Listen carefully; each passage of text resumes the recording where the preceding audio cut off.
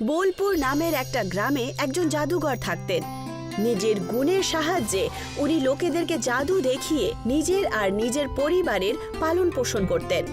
বড় ছেলে রাজু, যে ছোটবেলা থেকেই পাইলট হতে চাইতো, আর ছোট ছেলে শ্যাম, যার স্বপ্ন ছিল যে বড় হয়ে ও একটা বড় গেস্ট হাউস খুলবে। ওরা দুজন নিজের বাবার কাজের ব্যাপারে কিছুই ভাবতো না। ওরা সব সময় ওনার এই জাদুগরি কাজের বিপক্ষে ছিল।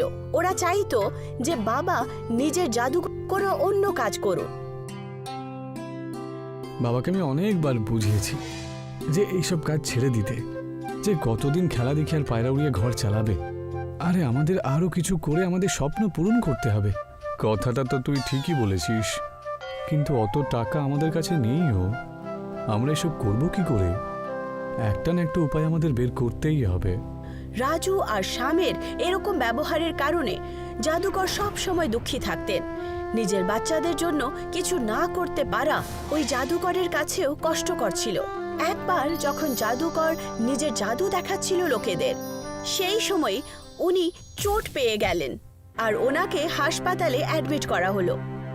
ডাক্তার বলল যে ওনার বেড রেস্টের খুব দরকার। ওনাকে এখন দৌড়াদৌড়ি করার কোনো দরকার নেই, স্বাস্থ্যের ধ্যান দেবেন, ওনার আরাম চাই, আর আপনারা ওনার দেখাশোনা করবেন। ঠিক আছে ডাক্তারবাবু, যেমনটা আপনি বলেন।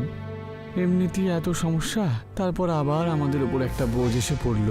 একে আমাদের বাড়িতে একটাই লোক ছিল যে রোজগার করতে পারত। সব টাকা পয়সা হাসপাতালের চিকিৎসাতেই শেষ হয়ে গেল। রাজু আর শ্যামকে চিন্তিত দেখে তাদের বাবা তাদেরকে ডেকে বলে, তোমরা দুজন কি মনে করো যে তোমাদের স্বপ্নের ব্যাপারে আমি কিছু জানি না? আমি আগে থেকেই জানতাম যে তুমি গেস্ট হাউস খুলতে চাও আর তুমি পাইলট হতে চাও। আরে আমার কাছে পয়সা ছিল না বলে আমি এই জিনিসগুলো করতে পারিনি, কিন্তু আমি আমার জাদুর অভিজ্ঞতা থেকে বলে দিচ্ছি, তোমাদের দুজনের ইচ্ছা অবশ্যই পূরণ হবে। তোমাকে আমাদের চিন্তা করতে হবে না, তুমি তোমার খেয়াল রাখো। ছোটবেলা থেকে তুমি তো আমাদেরকে সামলেছ, এটাই আমাদের জন্য যথেষ্ট। কিন্তু আমাদের স্বপ্নের ব্যাপারে তুমি কি করে জানলে? এই ব্যাপারে তো আমরা কখনো কথা বলিনি তোমার সাথে। আরে আমি হলাম তোমাদের বাবা, সময় হলে তোমাদের ইচ্ছে অবশ্যই পূরণ হবে। যাও যাও, আমি একটু আরাম করি, যাও। রাজু আর শ্যাম তাদের বাবার ঘরের বাইরে যেতেই লাগছিল, তক্ষুনি ওরা জানতে পারে যে ওদের বাবা ওদের জন্য একটা ছোট্ট জাদুই প্লেন এনেছেন। রাজু আর শ্যাম জানতো যে ওই প্লেনে জাদু আছে। দুজনই ওই জাদুই এরোপ্লেন নিয়ে খোলা মাঠে চলে যায় আর ওখানে গিয়ে দেখি এই মাঠে যদি একটা কিছু কাজ হয়। এরোপ্লেনটা এখানে রেখে দে আর জাদুটা দেখ। রাজু যেই মাত্র ওই প্লেনটাকে মাটিতে রাখে, দেখতে দেখতেই ওই এরোপ্লেনটা একটা বড় আকার নিয়ে নেয়। আরে বাহ, তোর কাজ তো পূরণ হয়ে গেছে। নিশ্চয়ই বাবা আমার জন্য কিছু একটা ব্যবস্থা করেই রেখেছে। এটা দিয়ে আমরা ব্যবসা করব, বিদেশিদেরকে আমাদের গ্রামে এই বিমানে করে নিয়ে এসে তার ব্যবহার করব।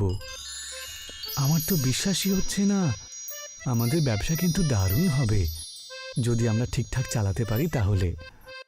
ঠিক সেরকমটাই হলো। রাজু নিজের জাদুই এরোপ্লেন দিয়ে বিদেশে গিয়ে বিদেশিদের নিয়ে আসতো। সময় কেটে যাচ্ছিল, জাদুকরের শরীর এখন একটু ভালো ছিল। নিজের বাচ্চাদেরকে হাসি খুশি দেখে উনি খুশি হলেন আর একদিন নিজের বাচ্চাদের এরোপ্লেনে ঘোরার জন্য মাঠে পৌঁছে যান। আরে বাহ রাজু বাবা, তুমি তো তোমার ব্যবসা বেশ ভালোই করেছো। আমি তো এখানে একটা ছোট্ট এরোপ্লেন রেখেছিলাম, দেখে তো মনে হচ্ছে যে তোমরা দুই ভাই মিলে একটা বিলাসবহুল মহল বানিয়ে দিয়েছো। না বাবা না, এই সব কিছু তোমার জাদুর জন্যই তো হয়েছে, না হলে আমরা কোথায় যেতাম বলো? রাজু ভাইও খুব খুশি বাবা। হ্যাঁ বাবা, আমার ছোটবেলার সেই পাইলট হওয়ার স্বপ্নটা পূরণ হয়ে গেছে। আমি বেশি পড়াশোনা তো করতে পারিনি, কিন্তু তোমার এই জাদুর কারণে আমি সব কিছু অর্জন করতে পেরেছি। রাজুর এরোপ্লেনে খুব ভালো কাজ চলছিল আর শ্যাম রাজুর এরোপ্লেনে বিদেশিদের স্বাগত জানাতো আর তাদেরকে গ্রামে ঘোরানোর কাজ করত। দুজন ভাই ভালোই টাকা রোজগার করছিল। বিদেশিরা ওদের কাজে খুশি হয়ে ওদের বেশি টাকাই দিয়ে যেত।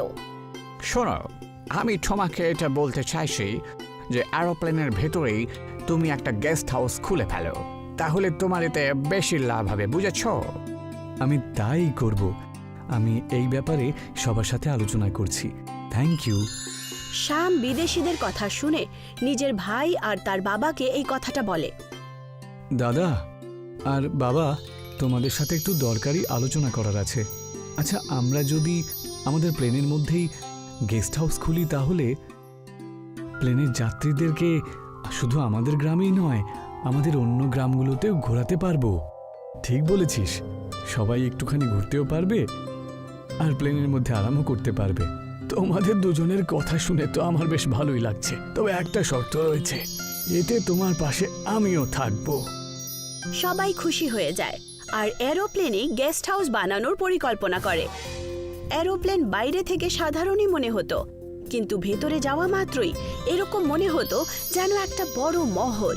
লোকেরা এই এরোপ্লেন গেস্ট হাউসে খুব মজা করে সময় কাটাতে আসতো। দেখলে, আমি তোমাকে বলেছিলাম না? দেখো, এর থেকে তোমার ব্যবসা খুবই ভালো হয়ে যাবে, বুঝেছো? ধন্যবাদ। আমি কখনোই ভাবিনি যে আমার গেস্ট হাউস খোলার স্বপ্নটা কোনোদিন সত্যি হতে পারে। সেজন্য আমরা ঠিক করেছি যে কি, সেটা আমাকেও বলো।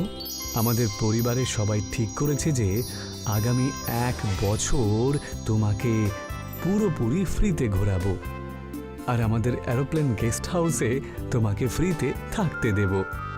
আর এইভাবেই রাজু আর শ্যামের এরোপ্লেন গেস্ট হাউস পুরো পৃথিবীতে ফেমাস হয়ে যায়। লোকেরা অনেক দূর দূর থেকে ওদের কাছে আসতো আর তার আনন্দ উপভোগ করত, আর ওই বিদেশি লোকটাও ওদের সঙ্গে কাজ করতে শুরু করে।